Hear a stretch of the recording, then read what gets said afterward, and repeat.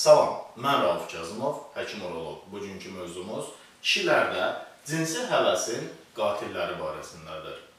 Bunlardan 5 dənəsini bugünkü mövzuda açıqlayaq. İlkin qatil seksin adiləşməsidir. Bu zaman kişidə cinsi həyat yaşamağa nə maraq, nə də ehtiras qalır.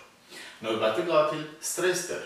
Bu stres qaynaqlana bilər pis yaşayış tərzindən və yaxud aylıq gəlirin aşağı düşməsindən, yəni maddi problemlərdən. Növbəti bir qatil isə cinsi tərəfdaşlar münaqişə və anlaşılmamazlıqdır. Bu zaman həmin pasiyentin qarşı tərəfdən daim tənqid alması, qarşı tərəfdən idarə olunma hissinin hiss edilməsi və qarşı tərəfdən dəyərsiz bir hiss etməsi kişidə libidonu zəiflədir. Digər bir qatil partnyorun cəzb etməməsidir. Burada partnyorun istər xarici görünüş baxımından, istər də gigiyenik baxımından buraxdığı qüsurlardan bu məsələ qaynaqlanır. Və nəhayət sonuncu qatil porno film aludəçiliyinin olması.